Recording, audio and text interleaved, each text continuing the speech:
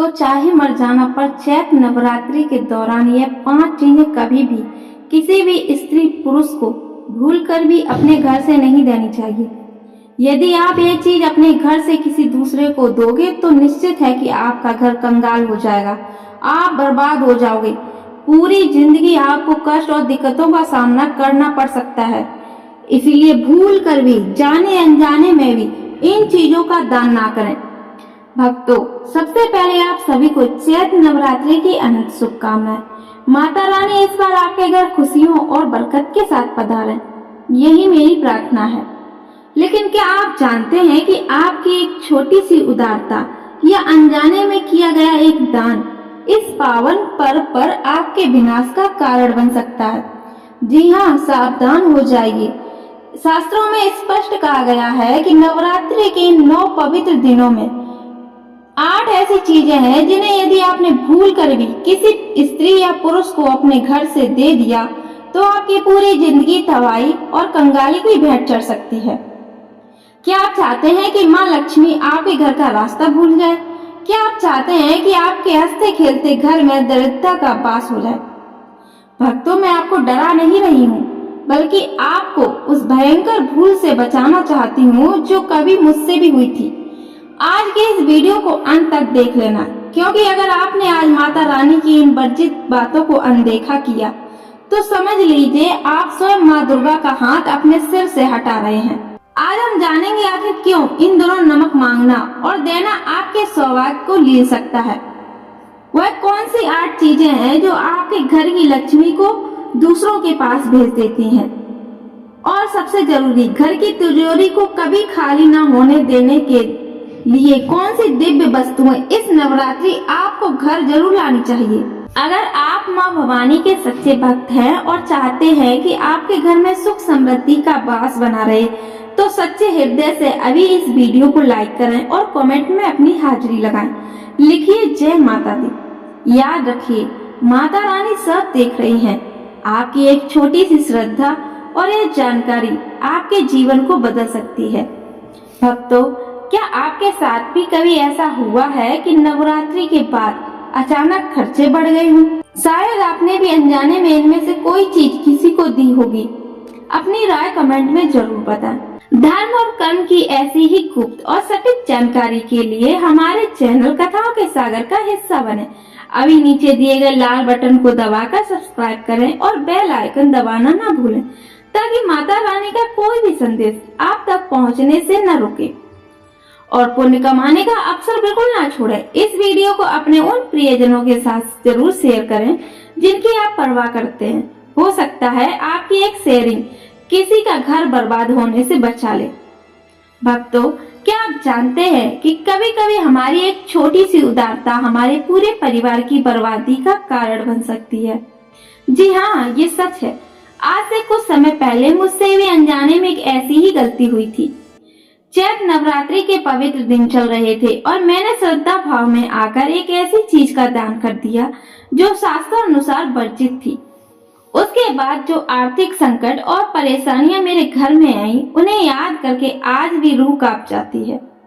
आज की ये वीडियो सिर्फ जानकारी नहीं, बल्कि मेरा व्यक्तिगत अनुभव है और माता रानी का आदेश है। अगर आप माँ दुर्गा को सच्चे दिल से मानते हैं तो इस वीडियो को अंत तक जरूर देखना।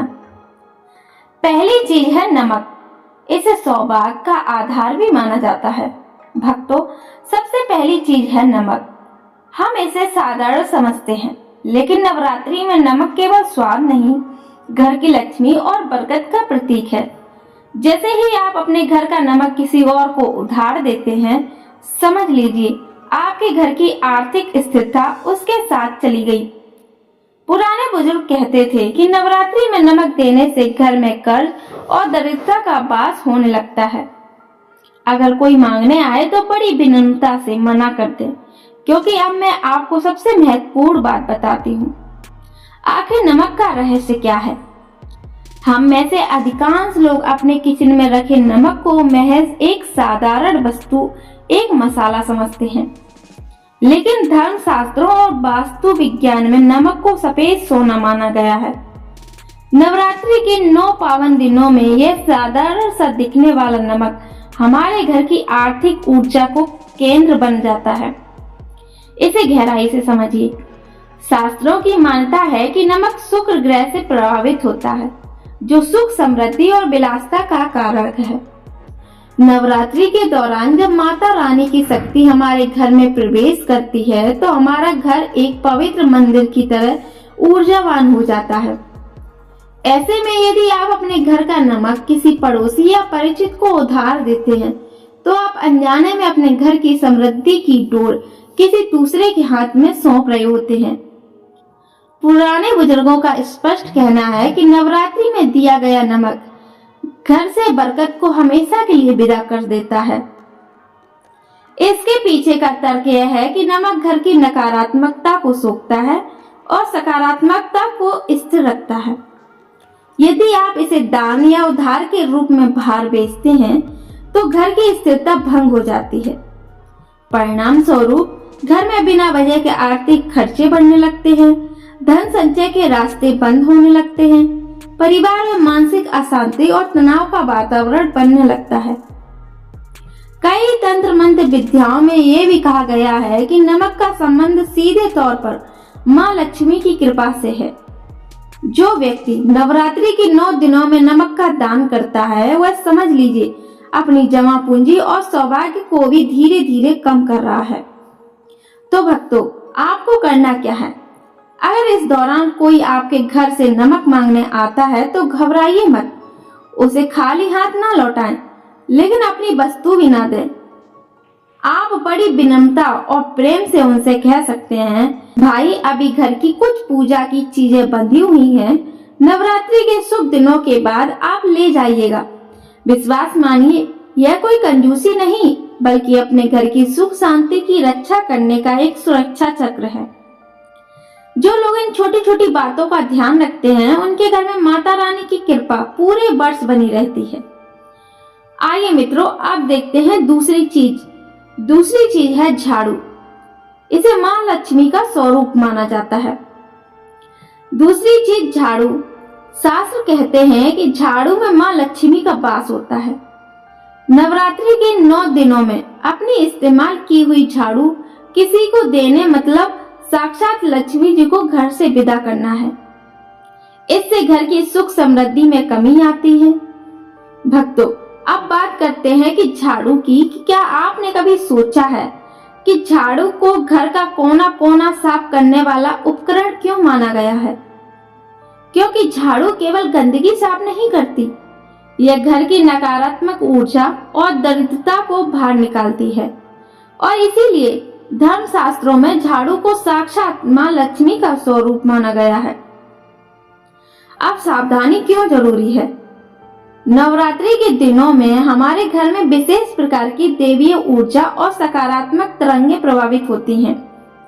यदि आप अपनी उपयोग की हुई झाड़ू किसी और को दे देते हैं या किसी और को उधार दे देते हैं, तो आप अनजाने में अपने घर की लक्ष्मी को ही दूसरे के घर भेज रहे हैं। बुजुर्गों की मान्यता है कि नवरात्रि के दिनों में झाड़ू का दान करने से घर की बरकत रातों रात खत्म हो सकती है। अक्सर लोग घर की सफाई के लिए पड़ोसियों से झाड़ू मांग लेते हैं, लेकिन नवरात्रि में ऐसा भूल कर भी ना करें। और अगर आपके घर में कोई झाड़ू मांगे तो उसे बड़ी सहजता से कहें, अभी पूजा का समय है, झाड़ू को बाहर निकालना शुभ नहीं माना जाता। यह छोटी सी सावधानी आपके घर के लक्ष्मी योग को बचा कर रखेगी। याद रखिए, जिस घर में झाड़ू का अपमान होता है या जो घर की झाड़ू को दूसरों के हाथों में सौंपते हैं, वहां धन की कमी कभी दूर नहीं होती। तीसरी और अत्यंत महत्वपूर्ण वस्तु है अनाज और रुपया पैसा। नवरात्रि शक्ति की साधना का समय है। इन दिनों घर की अन्नपूर्णा अनाज और लक्ष्मी यानी धन को घर में ही संचित रखना चाहिए। किसी को पैसा उधार देने से आपकी धन ऊर्जा कमजोर होती है, जिससे आपकी बचत खत्म होने लगती है। भक्तों, अनाज को केवल पेट भरने का साधन न समझें, यह साक्षात माता अन्नपूर्णा का प्रसाद है। जब आप नवरात्रि में अपने घर का अनाज किसी को उधार देते हैं, तो आप अपनी रसोई की समृद्धि और सुख चैन को कम कर रहे हैं। इसका आध्यात्मिक कारण क्या है? अनाज की हर एक दाने में सकारात्मक ऊर्जा होती है। नवरात्रि में जब हम व्रत रखते हैं तो हमारे घर के अनाज में एक विशेष शक्ति संचित होती है। यदि आप नवरात्रि के दौरान अपने घर का आटा, चावल या दाल किसी को दान या उधार के रूप में देते हैं तो ऐसा माना जाता है कि आप अपने घर की अन्य समृद्धि को बाहर भेज रहे हैं। पुराने समय के पंडितों का स्पष्ट मत है कि जो व्यक्ति नवरात्रि में अपना अनाज बांटता है उसके घर में वर्ष भर खाने पीने की तंगी और मानसिक तनाव बना रहता है। मित्रों, अब आपको क्या करना है? अगर किसी को बहुत जरूरत है तो आप उन्हें तैयार भोजन यानी पका हुआ खाना खिला सकते हैं, लेकिन अपनी रसोई का कच्चा अनाज या अनाज का स्टॉक नवरात्रि के 9 दिनों तक घर से बाहर न जाने दें। यह आपके परिवार के स्वास्थ्य और रसोई की बरकत के लिए सबसे बड़ा रक्षा कवच है। भक्तों, अब बात करते हैं पैसा उधार देने की। नवरात्रि को शक्ति और समृद्धि का संगम माना जाता है। आपने गौर किया होगा कि इन 9 दिनों में हमारे मन में एक अजीब सी सकारात्मक और शांति रहती है। क्या आप जानते हैं वह इसलिए है क्योंकि इन दिनों हमारे घर में धन की देवी सूक्ष्म प्रवाह होता है। सावधानी क्यों जरूरी है? शास्त्रों के अनुसार पैसा केवल कागज का टुकड़ा नहीं है, वह लक्ष्मी ऊर्जा का भौतिक रूप है। अगर आप नवरात्रि के दौरान किसी को बड़ी रकम उधार देते हैं तो आप अनजाने में अपने घर की लक्ष्मी ऊर्जा को घर से विदा कर रहे होते हैं। पुराने लोग कहते थे, जो पैसा नवरात्रि में हाथ से चला गया वह लक्ष्मी को साथ ले जाता है और फिर वापस लौटकर नहीं आता। ऐसा करने से आपके घर में अचानक आने वाले खर्च बढ़ सकते हैं, बचत खत्म हो सकती है और परिवार में आर्थिक तंगी का डर बना रह सकता है। अब आपको क्या करना है? भक्तों, मैं ये तो नहीं कहती कि आप किसी की मदद ना करें। अगर कोई वाकई संकट में है तो आप उसे दान दे सकते हैं, लेकिन उसे उधार ना दें। अगर कोई उधार मांगे तो प्रेम से कहें, भाई इन 9 दिनों में मैं अपनी तिजोरी की ऊर्जा को सुरक्षित रखना चाहती हूँ या चाहता हूँ, आप नवरात्रि के बाद आइएगा। याद रखिए, ये 9 दिन आपकी बरकत को पूरे साल के लिए लॉक करने का समय है, इसे व्यर्थ ना जाने दें। चौथी चीज है तामसिक वस्तुएं और लहसुन प्याज। भले ही आप इनका सेवन ना करते हो, लेकिन इन दिनों इन्हें किसी को दान में देना भी आपकी सात्विक ऊर्जा को भंग कर सकता है। पूजा पाठ का फल तभी मिलता है जब घर का वातावरण पूरी तरह शुद्ध हो। लहसुन और प्याज किसी को ना दें। नवरात्रि के समय कई लोग सात्विक भोजन करते हैं और लहसुन प्याज का सेवन नहीं करते। उन्हें तामसिक भोजन माना जाता है जो साधना और पूजा के समय मन को विचलित कर सकता है। इसलिए कई धार्मिक मान्यताओं में कहा गया है कि नवरात्रि के दौरान न केवल इनका सेवन कम करना चाहिए, बल्कि इन्हें किसी को दान देना भी उचित नहीं माना जाता। मानता है कि ऐसा करने से घर की सात्विक ऊर्जा प्रभावित हो सकती है और पूजा पाठ का पूर्ण फल नहीं मिलता। इसलिए इन दिनों घर में शुद्ध और सात्विक वातावरण बनाए रखने की कोशिश की जाती है। अगर कोई लहसुन या प्याज मांगने आए तो बेहतर है कि नवरात्रि के बाद ही दें। ऐसा करने से घर का धार्मिक वातावरण बना रहता है और मन भी पूजा पाठ में अधिक एकाग्र रहता है। 5वीं चीज, सुहाग और शुभता का प्रतीक है दही और हल्दी।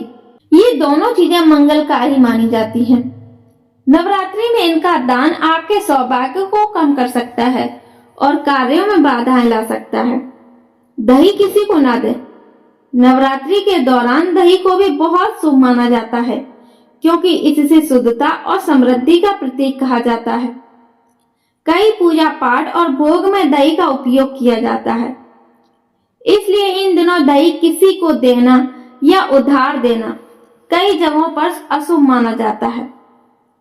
मानता है कि अगर नवरात्रि के दौरान घर का दही बाहर जाता है तो इससे घर की शांति और सौभाग्य कम हो सकता है। पुराने लोग तो यह भी कहते हैं कि इससे घर में छोटी छोटी परेशानियां बढ़ने लगती हैं और कामों में बाधा आने लगती है। इसलिए कोशिश करें कि इन 9 दिनों में दही केवल घर और पूजा के लिए ही उपयोग किया जाए। अगर कोई दही मांगने आए तो उसे बाद में देने के लिए कहें। ऐसा करने से धार्मिक परंपराओं का पालन भी होता है और घर की सकारात्मक ऊर्जा भी बनी रहती है। और हल्दी किसी को ना दें।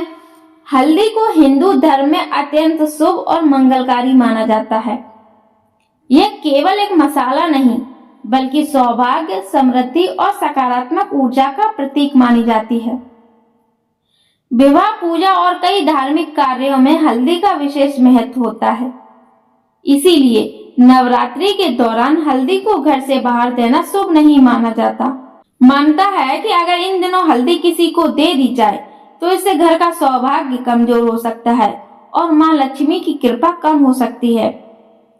इसीलिए पुराने समय से ही लोग इन 9 दिनों में हल्दी देने से बचते थे। ये भी माना जाता है कि हल्दी घर की मंगल ऊर्जा को बनाए रखती है, इसीलिए इसे घर में ही रखना बेहतर होता है। अगर कोई हल्दी मांगने आए तो उसे नवरात्रि के बाद देने के लिए कहें। छठवीं चीज है चावल किसी को ना दे। चावल को हिंदू धर्म में बहुत ही पवित्र माना जाता है। पूजा पाठ, तिलक और हर शुभ कार्य में चावल का उपयोग किया जाता है। इसलिए नवरात्रि के दौरान चावल को घर की समृद्धि और शुभता का प्रतीक माना जाता है। मानता है कि अगर इन 9 दिनों घर का चावल किसी को दे दिया जाए तो घर की शुभता और सौभाग्य भी कम हो सकता है।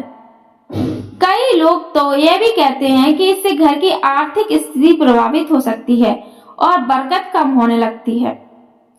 इसलिए नवरात्रि के दौरान चावल देने से बचने की सलाह दी जाती है।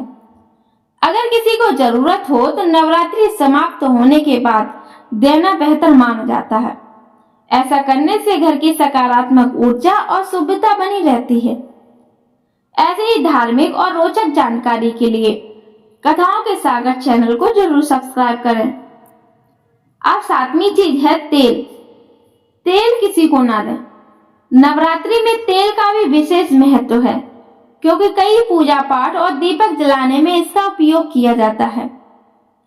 इसलिए इन दिनों घर का तेल किसी को देना शुभ नहीं माना जाता। मान्यता है कि अगर नवरात्रि के दौरान घर से तेल बाहर जाता है तो इससे घर की सुख शांति और स्थिरता प्रभावित हो सकती है। कुछ परंपराओं में यह भी कहा जाता है कि इससे घर में अनावश्यक खर्चे और आर्थिक परेशानियां बढ़ सकती हैं। इसीलिए लोग इन 9 दिनों में घर के तेल को सुरक्षित रखते हैं और पूजा के दीपक के लिए ही उसका उपयोग करते हैं। अगर कोई तेल मांगने आए तो विनम्रता से नवरात्रि के बाद देने के लिए कहें। यह छोटी सी सावधानी आपके घर की शांति और समृद्धि बनाए रखने में मदद कर सकती है। भक्तों, 8वीं और सबसे रहस्यमयी वस्तु है काले कपड़े। हो सकता है कि आपको एक छोटी सी बात लगे, लेकिन नवरात्रि में काले रंग का महत्व और उसका प्रभाव बहुत गहरा होता है। काले रंग को ज्योतिष और तंत्र विद्या में शनि और नकारात्मक का प्रतीक माना गया है।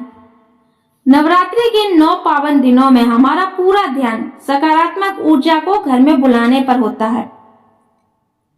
अब इसका प्रभाव क्या होता है ये भी जान लेते हैं। अगर आप नवरात्रि के दौरान किसी को काले रंग के कपड़े देते हैं या खुद पहनकर किसी के सामने जाते हैं तो यह माना जाता है कि आप अपने घर की पवित्रता और शांति को प्रभावित कर रहे हैं। काले कपड़े नकारात्मक शक्तियों को आकर्षित करने की क्षमता रखते हैं और पुराने समय की मान्यताओं के अनुसार इन दोनों काले कपड़े पहनना या देने से घर में छोटी छोटी बातों पर लड़ाई झगड़े, मनमुटाव और मानसिक अशांति बढ़ सकती है। अब आपको क्या करना है? नवरात्रि के 9 दिनों में सात्विक रंगों जैसे लाल, पीला, नारंगी या सफेद को प्राथमिकता दें। ये रंग न केवल माता रानी को प्रिय हैं, बल्कि आपके और आपके घर के चारों ओर एक सुरक्षा कवच बनाते हैं। यदि कोई काले कपड़े मांगने आए तो उसे नवरात्रि के बाद देने का वादा करें। यह आपके घर की सकारात्मकता को बचाए रखने के लिए सबसे प्रभावी उपाय है। भक्तों, ये तो थी वो 8 चीजें जिन्हें आप इन 9 दिनों में भूल कर भी अपने घर से बाहर नहीं जाने देना है। ये केवल परंपराएं नहीं बल्कि हमारे पूर्वजों का वह विज्ञान है जो हमारे घर की सुख, शांति और समृद्धि की रक्षा करता है।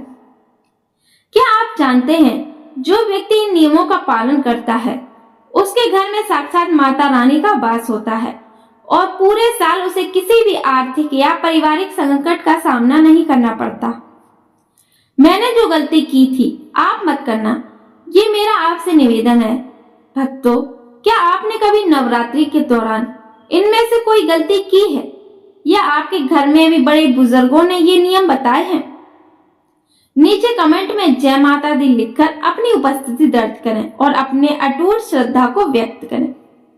भक्तों, अभी तक मैंने आपको वो बातें बताई जो घर से बाहर नहीं जानी चाहिए, लेकिन नवरात्रि सिर्फ त्याग का नहीं बल्कि आगमन का भी पर्व है। माँ दुर्गा को प्रसन्न करने और अपने घर में स्थायी सुख समृद्धि के द्वार खोलने के लिए इस नवरात्रि अपने घर में इन 6 दिव्य वस्तुओं को जरूर लाएं। नंबर 1 है नई झाड़ू। भक्तों, पुरानी और टूटी हुई झाड़ू नकारात्मकता का घर होती है। इसे चैत्र नवरात्रि एक नई झाड़ू खरीदकर घर जरूर लाएं। शास्त्र कहते हैं कि झाड़ू साक्षात माँ लक्ष्मी का प्रतीक है। नई झाड़ू लाने से घर का पुराना कर्ज और दरिद्रता और ग्रह क्लेश बाहर निकल जाते हैं। इसे लाते समय ध्यान रखें कि इसे कहीं भी पैर के नीचे न आने दें और घर के किसी ऐसे कोने में रखें जहां बाहरी दृष्टि न पड़े। दूसरी चीज है लाल चुनरी, जो शक्ति और सौभाग्य का प्रतीक है। माता रानी को लाल रंग अत्यंत प्रिय है। नवरात्रि के किसी भी दिन बाजार से एक सुंदर गोटेदार लाल चुनरी खरीद कर लाएं। इसे अपनी पूजा के स्थान पर माता की प्रतिमा या तस्वीर को ओढ़ाएं। मान्यता है कि यह चुनरी आपके परिवार पर एक कवच की तरह काम करती है और जीवन की बड़ी से बड़ी बाधाओं को काट देती है और रिश्तों में मधुरता लाती है। नंबर 3 है चांदी का सिक्का। क्या आपके घर में पैसा टिकता नहीं है? तो इस नवरात्रि कहीं से भी एक छोटा सा चांदी का सिक्का खरीद कर जरूर लाएं। इसे माता के चरणों में रखकर पूजा करें और फिर उसे अपनी तिजोरी या पैसे रखने वाले स्थान पर रख दें। चांदी चंद्रमा का कारक है, जो मन को शांति और धन को स्थिरता देता है। यह आपके घर में धन के नए स्रोत खोलने का अचूक उपाय है। नंबर 4 चीज है मिट्टी का कलश और शुद्ध देसी घी। नवरात्रि की शुरुआत कलश स्थापना से होती है। एक नया मिट्टी का कलश और शुद्ध गाय का घी जरूर लाएं। याद रखें, माता रानी के सामने जलने वाला घी का दीपक घर के हर नकारात्मकता को जलाकर राख कर देता है। मिट्टी का कलश पृथ्वी तत्व का प्रतीक है, जो आपके घर के वातावरण को शांत और शुद्ध और पवित्र बनाए रखता है। नंबर 5 है लौंग, इलायची और सुपारी। भक्तों, पूजा में लौंग, इलायची और सुपारी का विशेष महत्व है। इन्हें गणेश और लक्ष्मी का स्वरूप माना जाता है। ये छोटी छोटी चीजें आपकी पूजा की पूर्णता को सुनिश्चित करती हैं। इन्हें खरीद कर पूजा के दौरान अर्पित करें। इससे घर में कभी भी अन्न और सुख की कमी नहीं होती। ये वस्तुएं घर में बरकत ही बरकत लाती हैं। भक्तों, बाजार से तो हम साल भर ना जाने क्या क्या चीजें खरीद कर लाते हैं, लेकिन ये वो पवित्र चीजें हैं जो हमारे घर को केवल एक मकान से बदलकर एक मंदिर बना देती हैं। अगर आप चाहते हैं कि इस चैत्र नवरात्रि आपके घर में सुख, शांति और माँ दुर्गा का वास हो, तो इन छोटी छोटी चीजों को लाकर अपनी श्रद्धा अर्पित करें। क्या आपने अपनी शॉपिंग लिस्ट बना ली है? नीचे कमेंट में जय माता दी लिखकर हमें जरूर बताएं। आप इस नवरात्रि अपने घर में कौन कौन सी चीजें सबसे पहले लाने वाले हैं? भक्तों, अगर आपको ये आज की जानकारी जरा सी भी उपयोगी लगी हो तो इस वीडियो को अपने परिवार और दोस्तों के साथ जरूर साझा करें। क्या पता आपकी एक शेयर से किसी का घर बर्बाद होने से बच जाए। ऐसे ही चमत्कारी, रहस्यमयी और ज्ञानवर्धक जानकारी के लिए हमारे चैनल कथाओं के सागर को अभी सब्सक्राइब कर लें, ताकि कोई भी आने वाली महत्वपूर्ण जानकारी आपसे ना छूटे। हम रोज आपके लिए ऐसे ही खास वीडियो लाते रहेंगे। अपना और अपने परिवार का बहुत ख्याल रखें। माता रानी आप सभी की झोलियों खुशियों से भर दे। बोलिए सच्चे दरबार की जय। जय माता दी।